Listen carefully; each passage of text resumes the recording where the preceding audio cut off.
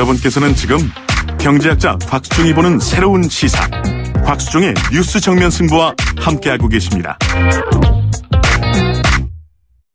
네, 곽수종의 뉴스 정면 승부에서 매주 금요일마다 색다르게 코너를 선보이고 있는데요. 이번 주는 정치하는 엄마들 시간입니다. 대한민국 엄마들이 정치일선에 나서 지금 싸우고 있는 이야기, 또 뭐라 그럴까요? 좀 이야기하고 싶은 게 있으실 거 아니에요, 그죠? 정치하는 엄마들 대표 장하나 전 의원입니다. 안녕하십니까? 네, 반갑습니다. 네. 지난번에 이 바쁘신데 꼬마 데리고 스튜디오에 직접 오셨었는데 오늘은 지금 제주에 계신다고요? 아, 네. 뭐 여름 휴가 겸사겸사 제가 친정이 또 제주도입니다. 아, 그러시군요. 그래서 친정 어머니도 뵙고 그러고 있네요. 예, 제주 좋죠? 네. 예. 아, 정말 제주 좋아요. 얼마나 좋겠습니까? 제가요, 제주를 처음 간 게 말입니다. 안 믿으시겠는데, 네. 45살에 제주를 처음 갔습니다. 예. 믿습니다. 예. 정치하는 엄마들이 주장하고 있는 칼퇴근법. 지난 시간에 좀 네. 부족했던 것 같아요, 이야기가. 그죠?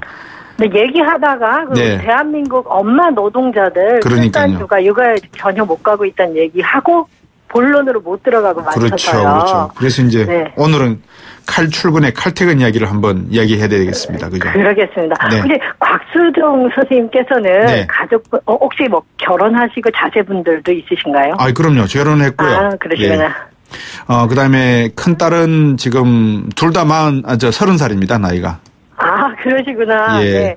저는 뭐 늦게 결혼하고 아이를 낳아서 이제 그렇습니다. 예. 어쨌든 선생님 제가 뭐 다른 건 아니고 이제 사모님이라든가 아니면은 자제분들하고 하루에 몇 시간 정도 이렇게 시간을 보내시고 대화를 나누시는지 또는 일주일에 몇 시간 가족만의 시간을 보내시는지 궁금해서요. 아, 예, 그러시죠. 근데 제가 적절한 그 질문의 대상자가 아닌 게요. 네. 제가 미국 생활을 한 20년 넘게 했기 때문에 네. 미국 그 공무원 생활하면서 완전 칼퇴근에 칼출근을 지켰던 사람이라서 방금 말씀하신 질문은 대한민국에서 들으시면 아이고야 하는 소리가 나올 것 같아 제가 거기에 대한 답은 못 드리겠습니다. 네, 그러면 반대로 그 미국에서 또 공무원 생활을 하셨고 한국에 와서 다른 한국에서 이제 일하는 분들 봤을 때 정말 가족끼리 시간 못 보내는 거 안타깝게 보진 않으셨나요? 이렇게 말씀드릴게요. 제가 칼퇴근 했거든요. 네. 예, 삼성에 있다가 칼퇴근을 하니까 저를 이상한 눈으로 다들 쳐다보시더라고요. 아, 그러셨구나. 예. 그리고 제가 물어봤습니다. 동료들 보고 왜 퇴근하지 않느냐 그러니까 지금 집에 가면 아이가 학원을 돌고 집에 가서 이제 공부할 시간이기 때문에 내가 가서 TV를 켜면은 애들이 공부를 못 한다고 부인이 눈치 준다. 그래서 애가 잠들 시간 11시, 12시에 맞춰서 조용히 들어가야 되기 때문에 연구소에서 연구하게 된다. 이렇게 이야기를 하더라고요. 마음을 읽으셨나 봐요. 제가 드리고 싶은 말씀이 바로 그 점인데요. 저희 정치하는 엄마들이 칼퇴근법을 내세우면서 아빠들이 좀 칼퇴근 빨리 해서 육아에 동참하라 뭐 이런 취지도 없는 건 아닌데 그게 전부는 아니고요. 한국 사회, 한국 사람들이 행복하려면 가족 공동체 복원 외에는 길이 없다는 얘기를 좀 저희가 드리고 싶었어요. 근데 그러니까 아빠는 아빠대로 야근하고 오죠. 하고 엄마는 혼자 살림 도맡아서 원하지 않았지만은 아기 낳고 50%, 60%가 다 경력 단절 되니까요. 그렇죠. 네, 일하는 여성도 그리고 아이들은 그 사교육. 그러니까 뭐 저희가 이제 속칭 뭐 학원 땡땡이라 그럽니다. 한 군데가 아니라 여러 군데 돌다 집에 오거든요. 맞아요. 그러니까 한 지붕에서 다 딴 살림 살고 있는 거나 마찬가지예요. 한국이. 그러니까요. 그래서 교육 혁명 필요하고 또 아빠든 또 일하는 엄마든 일하는 아빠든 빨리 집에 들어와서 가족들만의 시간이 정말 절대적으로 필요해요. 그 절대값을 우리가 못 누리고 있어서 칼퇴근 이야기를 또 하고 있고요. 그러니까 또 이게 가정 경제하고도 경제학자시니까 정말 밀접한데 저는 아니고 저희 직장 동료 중에 한 호주에서 5년 정도 이렇게 일을 하고 온 동료한테 얘기를 듣고 너무 충격을 받았는데 거기는 오후 뭐 3시, 4시 이쯤에 아니지 3시, 4시가 아니고 4시, 5시, 6시 요쯤에 시내에 있는 커피숍에 친구들끼리 아니면은 뭐 싱글 남녀가 있는 게 아니라 가족들이 한 테이블에 둘러앉아서 차 마시면서 초등학생 그러니까 어린아이들부터 부모까지 가족들이 그렇게 대화를 한대요. 그래서 저 가족들은 매일매일 얘기해도 저렇게 얘기할 게 또 있나 할 정도로 왜냐하면 우리는 가족끼리 대화가 그만큼 없었잖아요. 그러니까요. 그래서 너무 어색하더라고 그런 얘기를 하는데 거기서는 어떻게 그렇게 그럼 조금이라고 아이 학교에서 픽업해서 가족끼리 차 마시나 했더니 일단 경력 단절이 안 되는 겁니다. 그래서 저희는 아빠 혼자 8시간이 아니지. 일하기는 9시간, 10시간 일하고 딱 8시간만큼 돈 받고 오거든요. 우리 한국 아버지들. 하고 그 호주의 경우에는 엄마 아빠가 더 시간 일하고 6시간 받아요. 그러니까는 거기는 우리보다 기본적으로 1.5배 수입이 되는 거예요. 12시간. 그렇죠. 그래서 일단은 이 경력 단절 방지하는 제도 플러스 정말 칼퇴근해서 가족을 보고시켜야겠다 이런 주장들을 지금 뭐 새 정부에도 강하게 하고 있습니다. 삼성도 우리나라 최고의 기업이니까요. 예를 들어서 그런 캠페인을 많이 합니다. 자, 이제 7시 되면 이제 퇴근하세요 하고 이제 위에 임원분들도 먼저 이렇게 본보기를 보여주거든요. 그런데도 안 가요.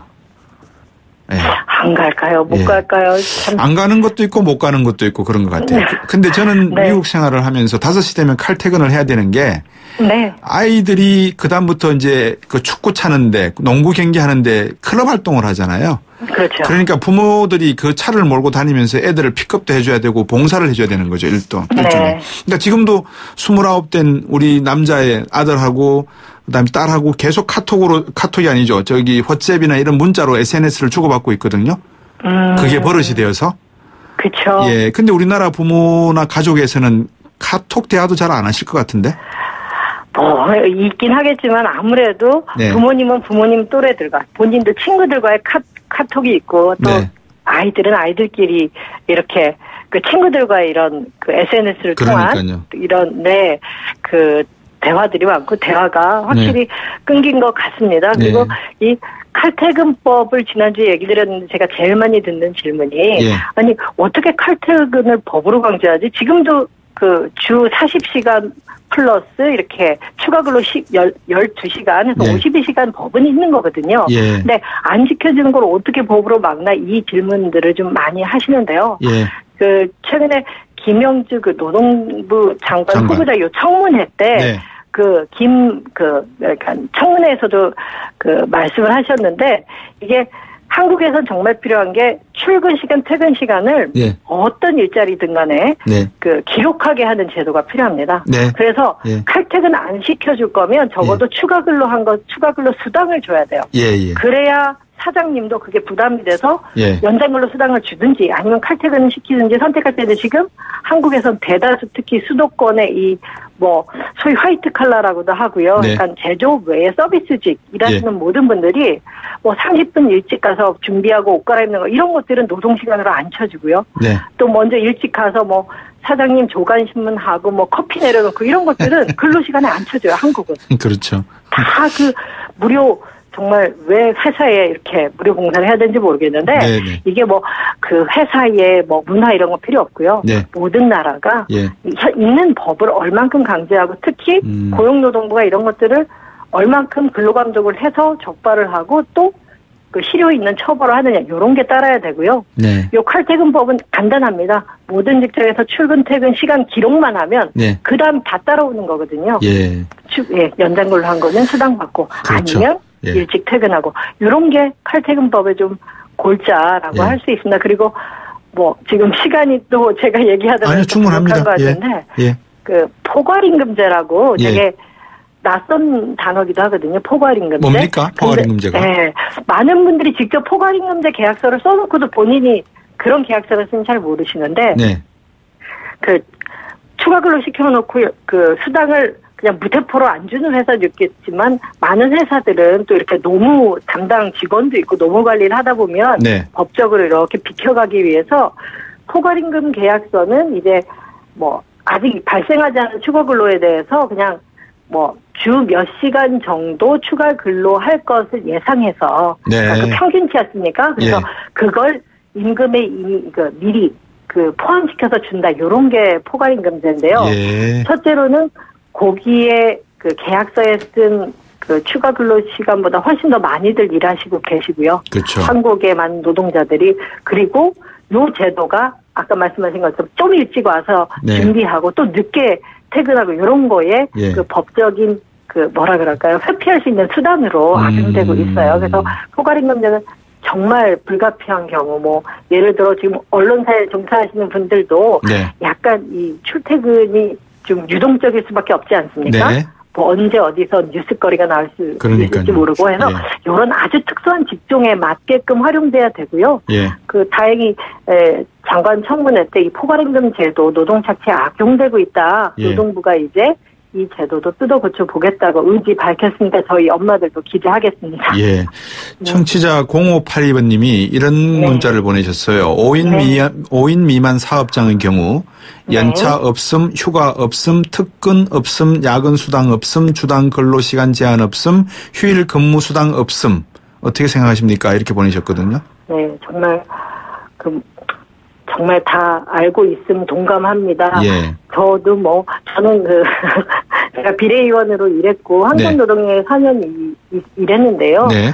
저도 사실 현재도 환경운동연합이라는 시민사회 단체 활동가가 있고 그전에도 뭐 비정규직이라든가 이런 아까 말씀하신 영세 이런 예. 사업장들에서 많이 일해봤거든요. 예. 없죠. 예.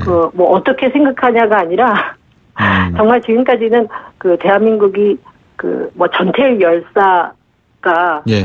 근로기준법 지켜라 하고 산하하신 이후에 예. 수십 년이 지났지만 아직도 근로기준법 안 지켜지고 있습니다. 예. 이거는 모든 노동자가 그러면 문제 있으면 노동청에 진정하고 법원 가서 이걸 소송을 해라라고 하는 건 사실 국가가 그럼 필요 없다는 얘기잖아요. 예.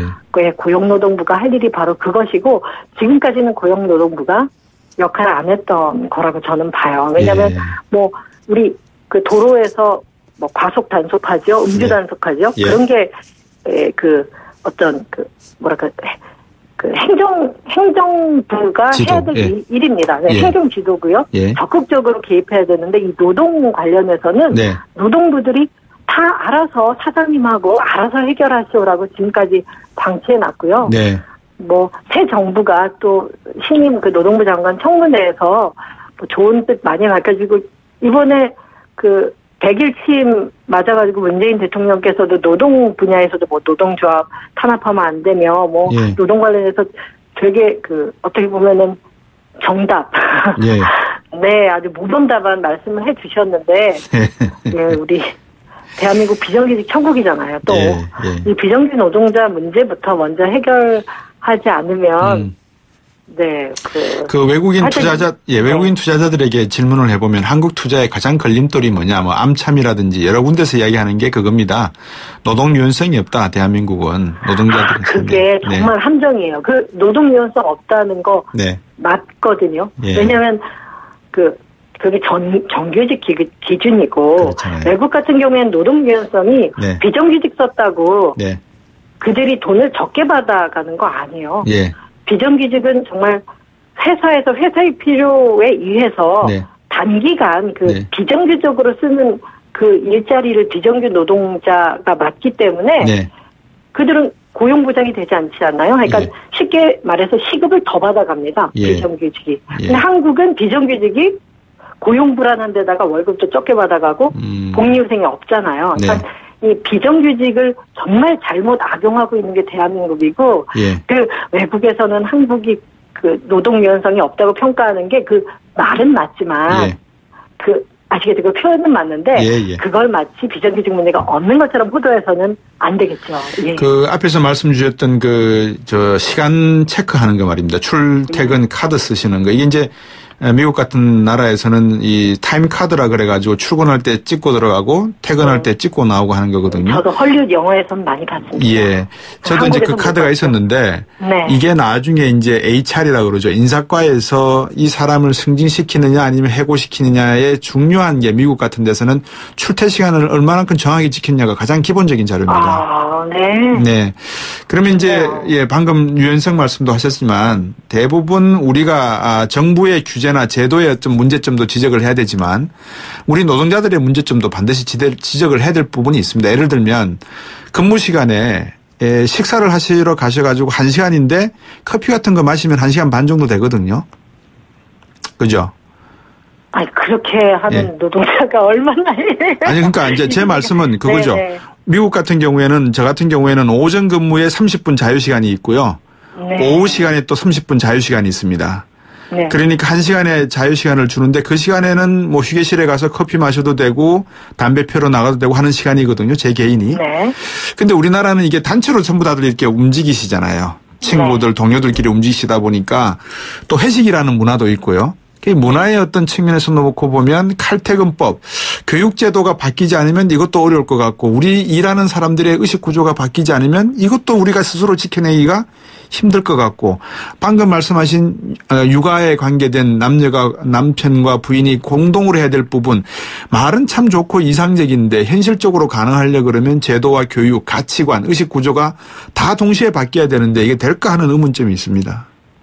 전 된다고 봅니다. 네. 최근에 다행히 많이 소개가 됐는데, 네. 뭐 북유럽, 우리 복지국가라는 뭐 스웨덴, 핀란드, 노르웨이, 덴마크 이런 나라에서 네. 언제 이제 그 육아에 있어서 평등 육아 있지 않습니까? 지금 엄마들이 독박하고 있다 그러면 네. 평등 육아가 그래도 많이 실현된 국가들이 많이 소개됐어요. TV에서. 네. 그러면서 그 나라는 원래 그랬냐? 아니, 우리 부모 세대들은 예. 한국하고 차이가 없었던 거예요. 아버지가 기저귀 갈고 이런 건 아버지 일 아니다라고 했었고. 근데 그렇죠.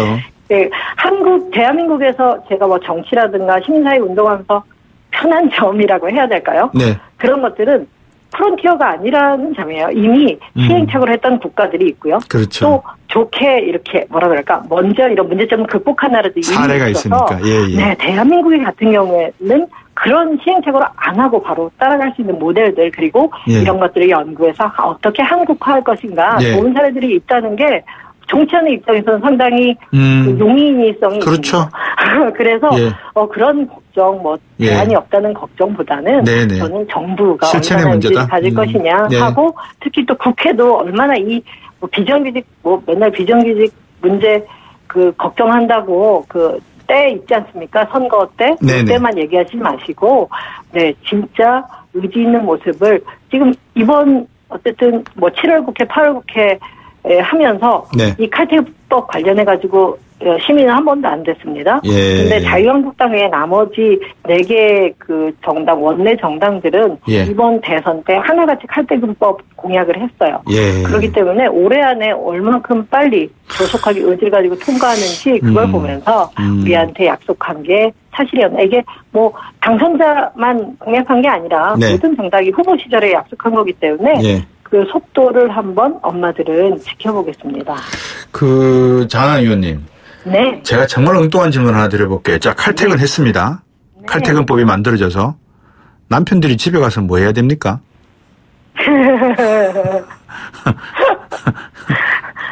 남편들이 와서 뭐 해야 되냐.